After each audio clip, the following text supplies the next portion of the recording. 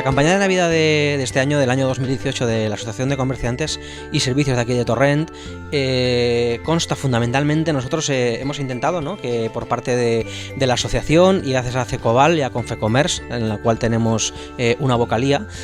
regalar lo que es bolsas, ¿no?, navideñas con el logotipo de la asociación, con el logotipo de Cecoval, de la Confederación Valenciana de Comercio. Hemos regalado una serie de bolsas en las cuales, bueno, pues para que cuando venga la gente a comprar, pues bueno, tengan su regalito con su diseño, su logotipo y todo. Después también conjuntamente hemos regalado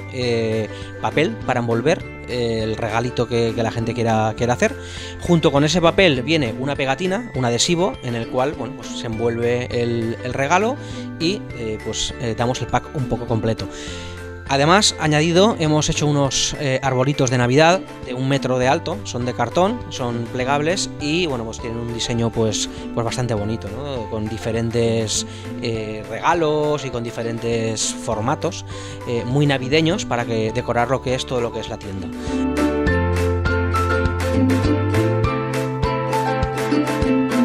Nosotros valoramos mucho el trabajo de la asociación, pues nos ayuda mucho a divulgar nuestro comercio y siempre están atentos a traer, por ejemplo, en Navidad, pues estos regalitos que a los clientes pues lo agradecen y nos va muy bien. La verdad es que estamos muy contentos de pertenecer a la asociación. Nos da cierta publicidad hacia el exterior, por ejemplo, pues el otro día nos vino una asesoría para ofrecernos sus servicios, que bueno, pues vamos a ver qué presupuesto nos da, a ver cómo trabajan y tal, y bueno, pues se preocupan mucho de que los negocios vayan bien.